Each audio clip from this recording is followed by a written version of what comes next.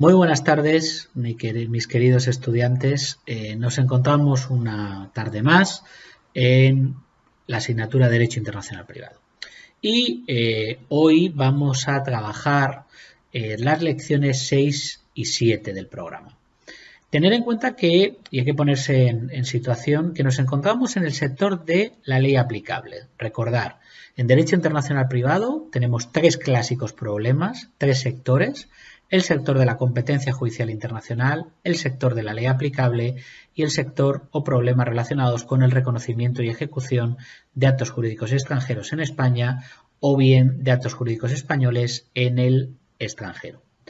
Bien, una vez que hemos identificado que la situación es privada e internacional, que hemos calificado jurídicamente, que hemos resuelto los problemas de competencia judicial internacional que se planteen, paréntesis, hemos identificado el instrumento normativo, Bruselas I bis, Lugano II, Ley Orgánica del Poder Judicial, en principio. Hemos identificado el foro de competencia en cada uno de sus instrumentos normativos y le hemos dado la competencia a un tribunal español o a un tribunal extranjero.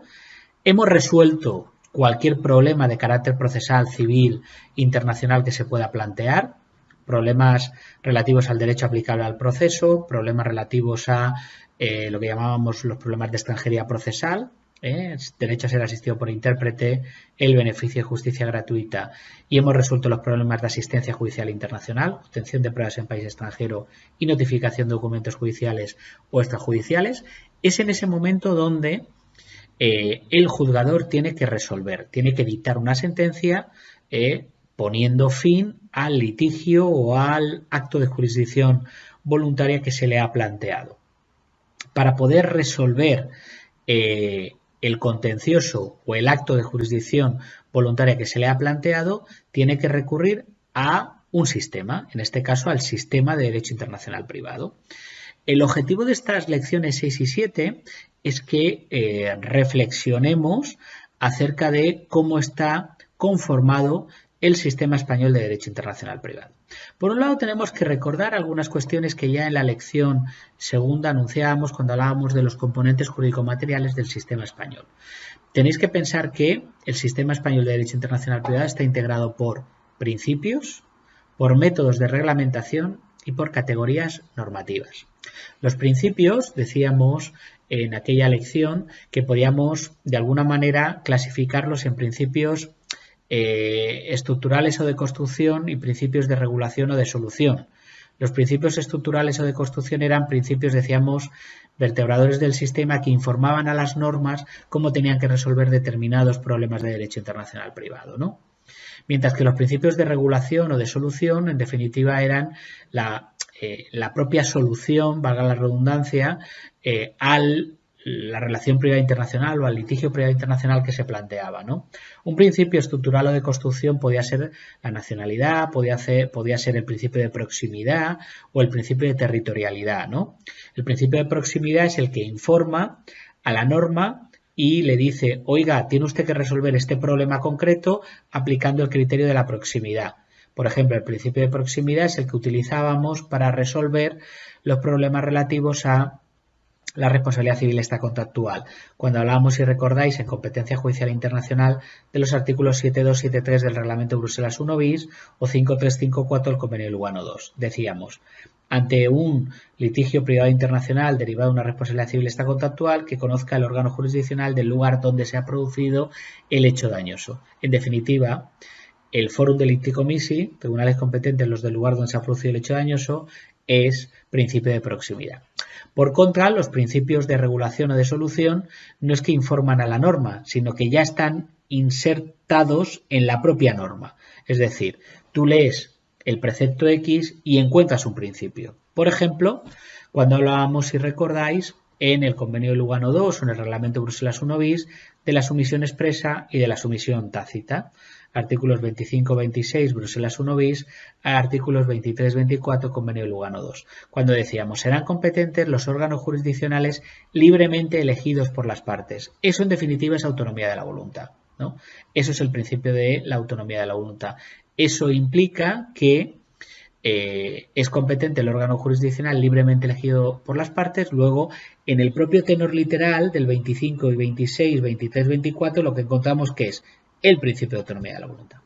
Junto a los principios nos encontramos con métodos de reglamentación y con categorías normativas. Los métodos de reglamentación vienen a ser los medios para alcanzar un determinado fin y que en la práctica se van a revelar como aquellos expedientes técnicos que combinan categorías normativas. Categorías normativas que tienen estructuras diferentes y esa combinación es la que permite ofrecer una respuesta adecuada a un litigio privado internacional o a una relación privada internacional determinada. En definitiva, un método de reglamentación es un expediente técnico que combina categorías normativas. Dicho de otra manera, hablar de métodos de reglamentación es hablar de categorías normativas. Y hablar de categorías normativas en derecho internacional privado es hablar de dos tipos de categorías normativas. Las categorías normativas directas y las categorías normativas indirectas. Las categorías normativas directas son aquellas que se insertan en lo que llamamos los métodos de reglamentación directos o métodos de extensión. Las categorías normativas indirectas, también llamadas normas de conflicto, son aquellas que se insertan en lo que llamamos los métodos de reglamentación indirectos o métodos de remisión. Es decir, método de reglamentación directo combina categorías normativas directas, método de reglamentación indirecto combina categorías normativas indirectas. Es importante, en definitiva, que vosotros a través de estas dos lecciones 6 y 7 seáis capaces de identificar categorías normativas. En derecho internacional privado, lo decía en la última sesión, es fundamental que sepáis cuándo una categoría normativa es directa o cuándo una categoría normativa es indirecta. ¿Por qué? Porque hay una serie de problemas que se le va a plantear a la autoridad pública española a la hora de aplicar las normas de derecho internacional privado y en este sector del derecho aplicable tener que resolver el conflicto o el acto de jurisdicción voluntaria que se le haya planteado. Hay una serie de, en definitiva, de problemas que se van a predicar, que son predicables respecto a determinadas normas. Las normas directas tienen determinados problemas en su proceso de aplicación y las categorías normativas indirectas tienen determinados problemas o se pueden plantear determinados problemas en el proceso de su aplicación. Es fundamental, por tanto, que sepáis identificar cada una de estas categorías normativas para poder luego, a posteriori, resolver el problema o los problemas concretos que se puedan plantear en ese proceso de aplicación de dichas normas. Bien, hablamos de categorías normativas directas y categorías normativas indirectas.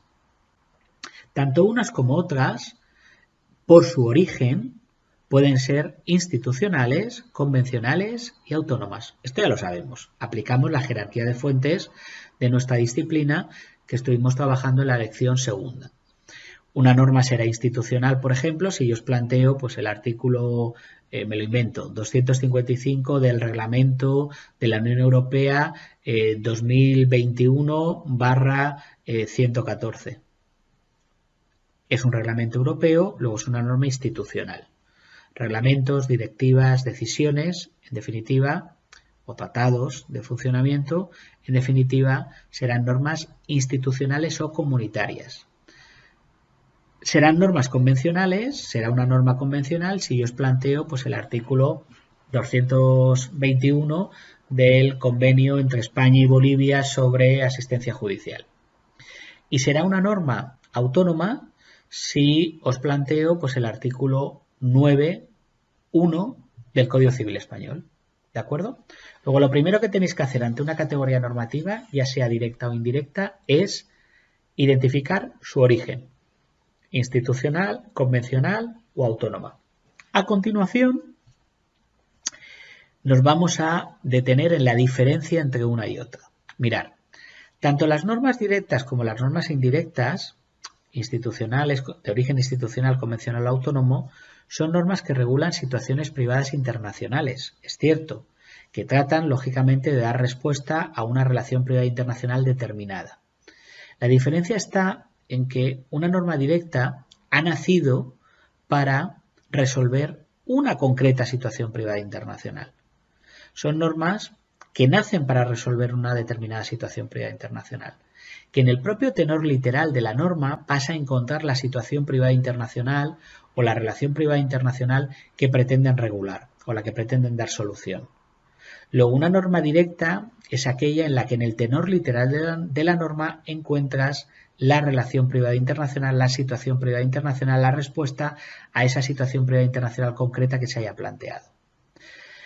Generalmente las normas directas, pero por su propia razón de ser, si os dais cuenta, serán de origen convencional o institucional, porque una norma de origen convencional está llamada al menos a vincular a dos o más estados, ¿no? Convenio bilateral, convenio multilateral. Mientras que serán también normas directas las institucionales, porque en definitiva son normas cuyo ámbito de aplicación territorial puede alcanzar hasta los 28 Estados miembros. Pero esto no quiero que lo toméis como un dogma de fe, porque no es así. Es decir, os vais a poder encontrar en la práctica con categorías normativas directas que sean de origen autónomo. ¿Son las menos? Es cierto, pero puede que las haya, ¿de acuerdo? ¿Qué sería una categoría normativa directa? Por ejemplo, el artículo 1 de la Convención de Viena de 1980 sobre compraventa internacional de mercaderías. Cuando el artículo 1 de la Convención de Viena de 1980, si lo busquáis en los materiales y lo tenéis delante, va a ser mucho más sencillo, viene a decir algo así como: la presente convención será de aplicación a las compraventas entre sujetos que tengan sus establecimientos en estados diferentes.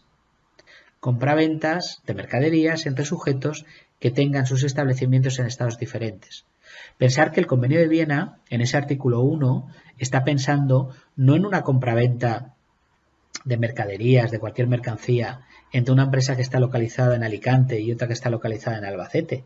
Está pensando en una compraventa entre una empresa, un sujeto que está domiciliado en Albacete y otro que está domiciliado en París.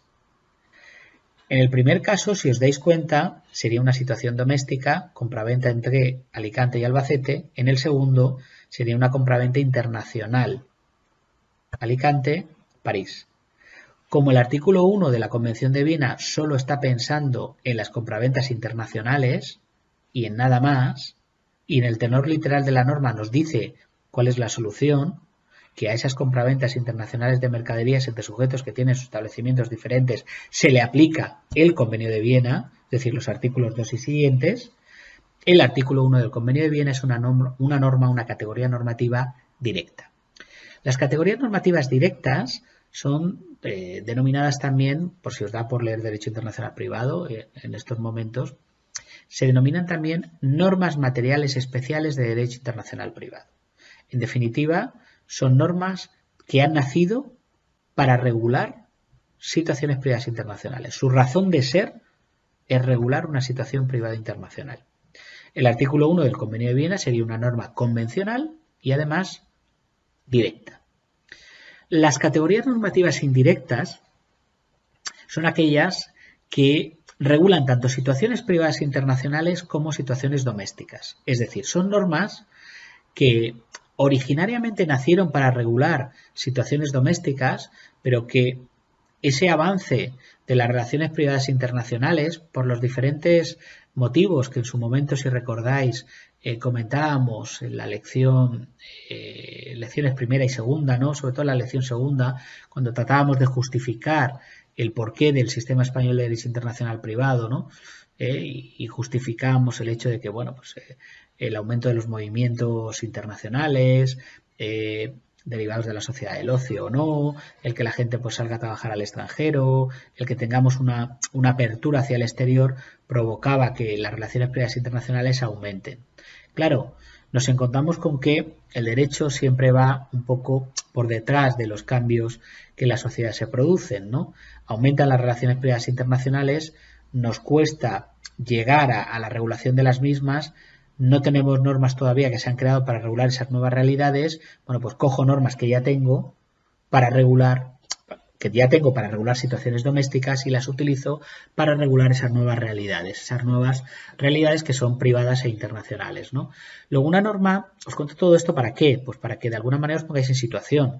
Una norma indirecta, también llamadas normas de conflicto, son aquellas normas que han nacido para regular situaciones privadas internacionales, pero también situaciones domésticas, o al revés, es decir, que han nacido para regular situaciones domésticas, pero también situaciones privadas internacionales. Creo que es mejor esta segunda apreciación, es decir, la norma de conflicto, la norma indirecta, es la que nace para regular una situación doméstica, pero se encuentra con que también necesita regular situaciones privadas internacionales, ¿no? En este sentido, es importante que tengáis en cuenta una idea. Igual que os decía que en un alto porcentaje son normas directas las normas convencionales e institucionales por su ámbito de aplicación territorial, en un alto porcentaje, os digo ahora, las normas de conflicto serán normas autónomas. Pero de nuevo, insisto, no tomarlo como un dogma de fe. Os podéis encontrar en la práctica con normas de conflicto que sean de origen institucional o convencional. Pero en enfrentarte a una norma autónoma, de entrada puede llevaros a la idea de que la norma es indirecta o de conflicto. Enfrentarse a una norma institucional o convencional, de entrada puede llevaros a pensar que estamos ante una norma directa. Bien, hemos dicho que una norma de conflicto es una norma indirecta, es aquella que regula tanto situaciones privadas internacionales como situaciones domésticas. Además, os vais a encontrar con que, a diferencia de lo que ocurría con las normas directas, cuando tú te enfrentas a una norma indirecta, generalmente la solución al problema que se ha planteado, a la relación privada internacional concreta, a la situación privada internacional determinada, la respuesta, la solución, no la encuentras en el propio tenor literal de la norma. La respuesta generalmente la encuentras en otra norma o en otro derecho, en otra ley. En definitiva, la norma de conflicto te indica dónde está la solución, pero no te da la solución. Recordad que cuando decíamos artículo 1 del Convenio de Viena del 80, es una norma directa. ¿Por qué? Porque dice, la presente convención se aplicará, es decir, la solución a las compraventas internacionales entre sujetos que tienen sus establecimientos en estados diferentes, ¿dónde está? En la presente convención. Sin embargo, cuando tú coges una categoría normativa indirecta, una norma de conflicto, no encuentras la solución en el tenor literal de la norma. Está en otro artículo, en otra norma, en otra ley, en otro derecho. Por ejemplo, sería una norma de conflicto el artículo 9.8 de nuestro Código Civil. Si lo tenéis delante es mucho más sencillo. Mirad, además el 9.8 es una norma de conflicto de libro, ¿no? El 9.8 dice algo así como: la sucesión por causa de muerte se regirá por la ley nacional del causante al tiempo de su fallecimiento. Fijaros que el artículo 9.8 dice: la sucesión por causa de muerte se regirá por la ley nacional del causante al tiempo de su fallecimiento. Habla del causante en general. Ese 9.8 será de aplicación tanto para un señor que pues se encuentre en España, de nacionalidad española, como será de aplicación para un señor de nacionalidad o una señora de nacionalidad alemana que se encuentre en Alemania o que se encuentre en territorio español. En el primer caso, el causante es español y reside en España. En el segundo caso, el causante es alemán y reside en Alemania o reside en España, lo mismo me da. Pero en el primer caso estamos ante una situación doméstica y en el segundo caso estaríamos ante una situación privada internacional. Daros cuenta que al hablar del causante, el artículo 9.8, el legislador, a través de este artículo 9.8 del Código Civil, está pensando tanto en situaciones domésticas como en situaciones privadas internacionales. Este artículo 9.8, por ejemplo, sería una norma directa y no indirecta si dijese o hablase del causante extranjero. Por ejemplo, si dice: la sucesión por causa de muerte se regirá por la ley nacional del causante extranjero o del causante no español al tiempo de su fallecimiento, en el momento de su fallecimiento. Claro, ya no está pensando en el señor de nacionalidad española que fallece en España, estaría pensando en el señor de nacionalidad no española, es decir, extranjero, no español, que fallece en territorio nacional. Luego estaría única y exclusivamente pensando en situaciones privadas internacionales. Luego sería una categoría normativa directa. Como simple y llanamente el 9.8 del Código Civil habla del causante, la categoría normativa es indirecta. Esto lo vais a ver en muchas normas de origen autónomo. Cuando el legislador utiliza términos ambiguos, es decir, términos que me sirven tanto para resolver situaciones privadas internacionales como situaciones domésticas, la categoría normativa generalmente es una categoría normativa indirecta. Cuando el legislador se moja, se pronuncia, concreta, busca la situación privada internacional, regular una situación privada internacional, la categoría normativa es directa. Bien, una vez que tenemos claro que las normas de derecho internacional privado pueden ser institucionales, convencionales, autónomas y pueden ser normas directas desde el punto de vista del tipo, la clase, normas directas o normas indirectas, el último paso que tenemos que dar es identificar cuál es la estructura de la norma. ¿Por qué? Porque mirad, las normas de derecho internacional privado, generalmente se ha dicho y se ha predicado solo de las normas de conflicto, pero yo creo que, en mi opinión, es que tanto las normas de conflicto como las normas directas presentan la misma estructura. Es una opinión particular y creo que no solamente una norma de conflicto va a presentar la estructura que ahora os marco, ¿no? Luego, para mí todas las normas de derecho internacional privado presentan una estructura muy clara. Y es muy importante que sepáis identificar cuál es la estructura de una norma, porque hay problemas que se predican respecto de algunos de los elementos de la estructura de las normas de derecho internacional privado. Me explico. Mirad, las normas de derecho internacional privado presentan una estructura siguiente. En primer lugar, vais a localizar siempre en esa norma un supuesto de hecho. A continuación, localizaréis una consecuencia jurídica y finalmente un punto de conexión. Es decir, toda norma de derecho internacional privado tiene tres elementos: supuesto de hecho, consecuencia jurídica, punto de conexión. En toda norma de derecho internacional privado podréis localizar, identificar, concretar un supuesto de hecho, una consecuencia jurídica y un punto de conexión.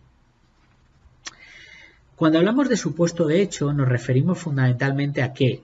A la categoría jurídica que está siendo regulada por el legislador en esa norma. Dicho de otra manera, en cristiano, ¿de qué va esa norma? ¿Qué regula esa norma? El artículo 1 del Convenio de Viena, que regulaba la compraventa internacional de mercaderías. El artículo 9.8 del Código Civil, que regulaba la sucesión por causa de muerte. ¿De qué va la norma? ¿Qué trata de regular el legislador con esa norma? A continuación, nos encontramos con la consecuencia jurídica. La consecuencia jurídica es la respuesta que el legislador está dando a esa concreta relación privada internacional, a esa situación privada internacional. Es decir, el legislador, ¿qué solución le va a dar a ese problema concreto que trata de regular esa norma?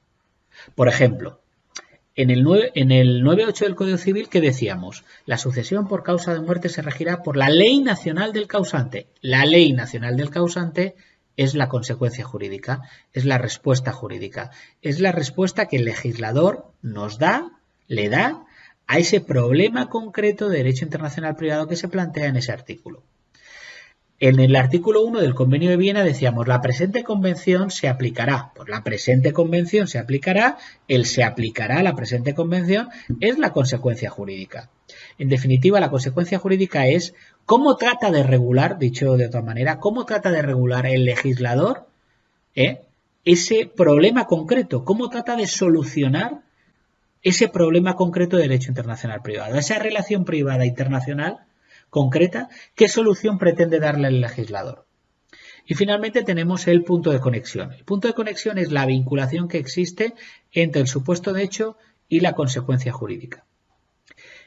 Es un elemento subjetivo u objetivo que vincula, que conecta supuesto de hecho y consecuencia jurídica. En algunos preceptos es muy fácil de identificar el punto de conexión. Por ejemplo, en el artículo 9.8 decíamos, la sucesión por causa de muerte, supuesto de hecho, se regirá por la ley nacional del causante, consecuencia jurídica. En el momento de su fallecimiento, punto de conexión. En el momento de su fallecimiento es el elemento objetivo que vincula Supuesto de hecho, sucesión por causa de muerte con la consecuencia jurídica. Se aplicará la ley nacional del causante. Pero no siempre es fácil de identificar el punto de conexión. Hay determinados preceptos donde es complejo saber cuál es el punto de conexión. Bueno, en esos casos, yo creo que lo razonable y lo mejor para vosotros es que identifiquéis, por un lado, solo el supuesto de hecho y por otro lado que unáis el punto de conexión con la consecuencia jurídica. De hecho, a mí me vale con que seáis capaces de identificar, por un lado, solo el supuesto de hecho y solo, por otro lado, el punto de conexión más la consecuencia jurídica. Que me digáis, por un lado, de qué va la norma y que el resto del precepto lo identifiquéis como punto de conexión más consecuencia jurídica. ¿De acuerdo? Bien.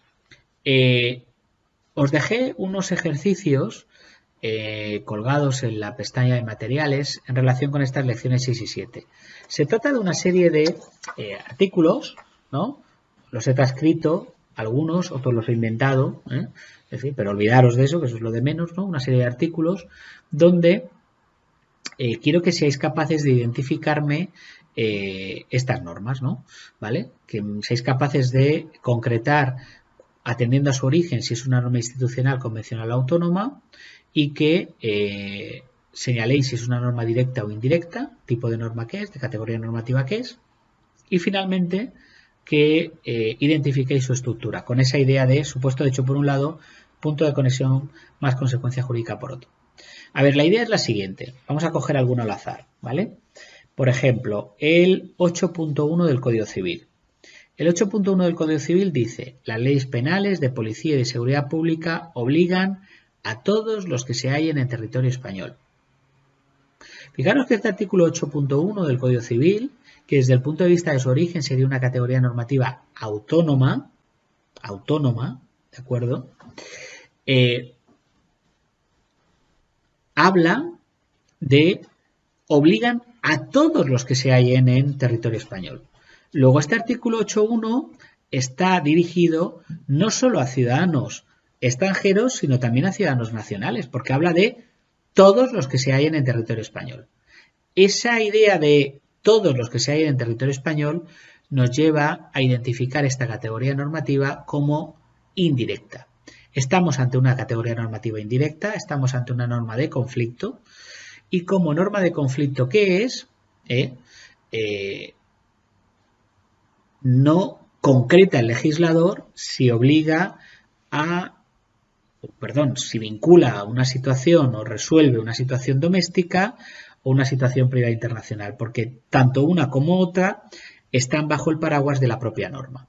Sin embargo, imaginaros que yo en el 8.1 hubiera dicho que la redacción es la siguiente: las leyes penales, de policía y de seguridad pública obligan a todos los extranjeros que se hallen en territorio español.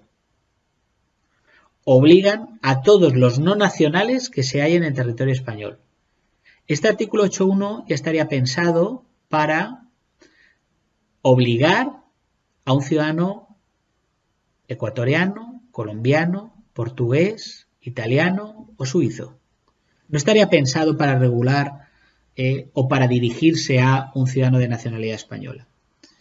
Luego, introducir esa idea de obligan a todos los extranjeros, obligan a todos los no nacionales, introducir un elemento de extranjería provocaría que la categoría normativa dejase de ser una categoría normativa indirecta para pasar a ser una categoría normativa directa.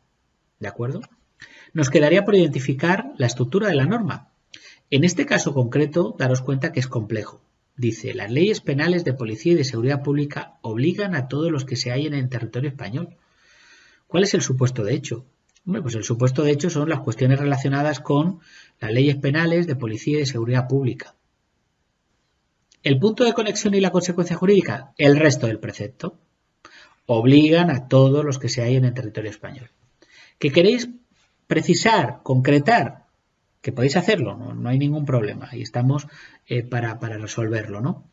Pues la consecuencia jurídica sería que obligan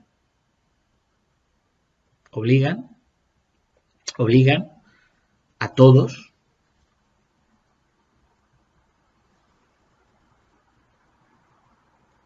y el punto de conexión que se hallen en territorio español. Supuesto de hecho, las cuestiones relacionadas con las leyes penales de policía y seguridad pública, consecuencia jurídica, obligan a todos, punto de conexión, que se hallen en territorio español. Os pongo otro ejemplo. Vamos a ver. Mirad. El artículo 49 del Código Civil. Nos quedamos, por ejemplo, solo en el primer apartado. Cuando cogéis los artículos que aquí os recojo, quedaros en el primer apartado, en el primer punto y aparte, ¿no? ¿Vale? Porque podéis encontraros con que una misma categoría normativa sea en un primer párrafo directa y un segundo indirecta, ¿de acuerdo? Bien, por ejemplo, el artículo 49 dice: cualquier español podrá contraer matrimonio dentro o fuera de España. De entrada yo veo esta norma y digo, artículo 49 del Código Civil. Esto es una categoría normativa desde el punto de vista de su origen autónoma. Código Civil español. Es una norma de origen autónomo. ¿Directa o indirecta? ¿Regula una situación privada internacional única y exclusivamente? ¿O regula una situación privada internacional y una situación doméstica? Porque si solo regula una situación privada internacional sería una categoría normativa directa. Y si regula tanto situaciones privadas internacionales como situaciones domésticas, sería una categoría normativa indirecta. En este caso habla de cualquier español podrá contraer matrimonio dentro o fuera de España.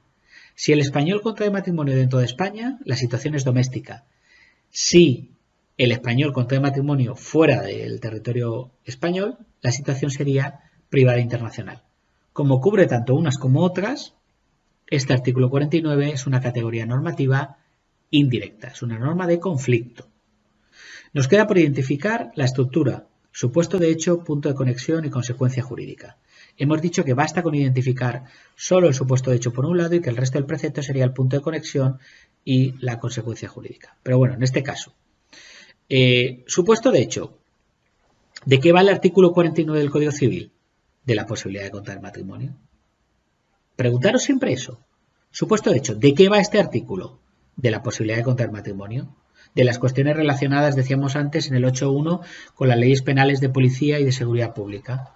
De la compraventa internacional de mercaderías en el artículo 1 del Convenio de Viena. De la sucesión por causa de muerte en el 9.8 del Código Civil. Bueno, el artículo 49 va de la posibilidad de contraer matrimonio. Consecuencia jurídica. La consecuencia jurídica es que se podrá contraer. Que se podrá contraer ese matrimonio. 1. ¿De qué va? De contraer matrimonio. 2. ¿Y qué dice en relación con la posibilidad de contraer matrimonio? Que cabe la posibilidad de contraer matrimonio, que se puede contraer matrimonio. Punto de conexión. Cualquier español podrá contraer matrimonio, supuesto de hecho, la posibilidad de contraer matrimonio. Consecuencia jurídica, que el español podrá contraer ese matrimonio. Punto de conexión, dentro o fuera de España. Cualquier español puede contraer matrimonio, la idea de contraer matrimonio dentro o fuera de España. Uno más, un artículo más, por ejemplo. Nos dice aquí el artículo 9.1 del Código Civil. La ley personal correspondiente a las personas físicas es la determinada por su nacionalidad. Dicha ley regirá la capacidad, el estado civil, los derechos y deberes de la familia y la sucesión por causa de muerte. Bueno, desde el punto de vista de su origen, el 9.1 es una categoría normativa autónoma, Código Civil. Desde el punto de vista del tipo de categoría normativa, me tengo que preguntar si regula solo una situación privada internacional o si por contra regula tanto una situación privada internacional como una situación doméstica.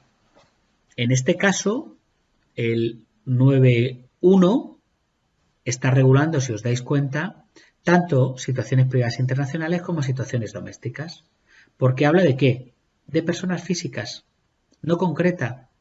Fijaros que el legislador, cuando no concreta, cuando no se moja, cuando no introduce el elemento de extranjería, está pensando tanto en situaciones domésticas como en situaciones privadas internacionales. Cuando el legislador se moja, el legislador concreta, introduce un elemento de extranjería en el supuesto, la situación es privada internacional. Luego la categoría normativa tiene muchos puntos para que sea una categoría normativa directa. En el 9.1, cuando habla de las personas físicas, no concreta, luego la categoría normativa es indirecta. Estructura. Supuesto de hecho, punto de conexión, consecuencia jurídica.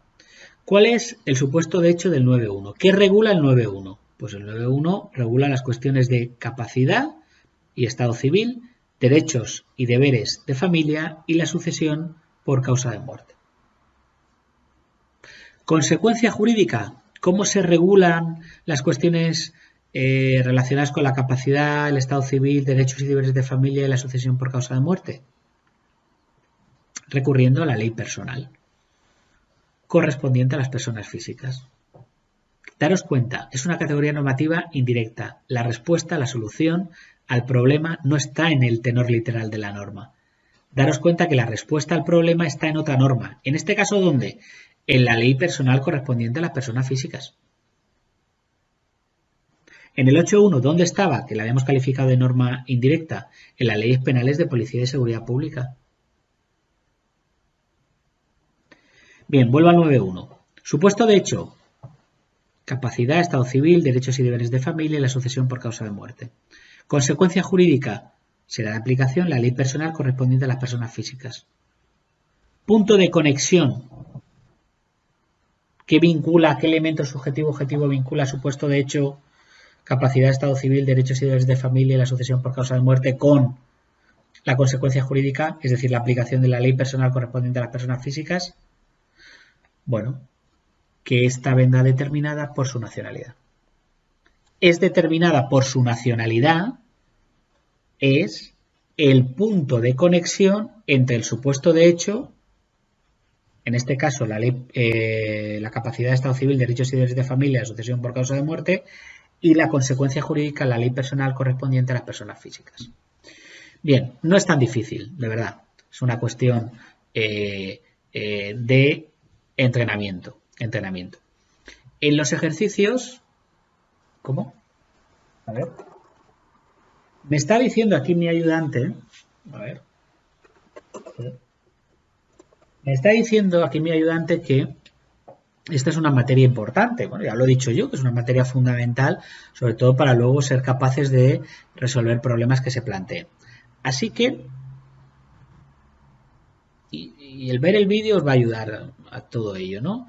Y haber llegado hasta aquí también. Así que ya os anuncio que en el examen, ya sea el examen parcial cuando se pueda hacer, o en el examen final, ¿en qué convocatoria? En todas. Una pregunta seguro va a ser identificar una categoría normativa. Seguro.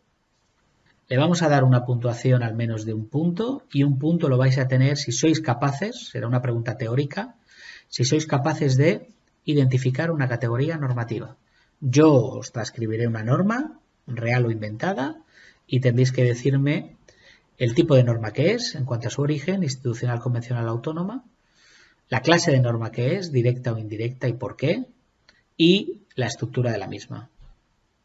Supuesto de hecho, punto de conexión y consecuencia jurídica. Lo hemos dicho, basta con que me identifiquéis por un lado el supuesto de hecho y el resto digáis que es el punto de conexión más la consecuencia jurídica.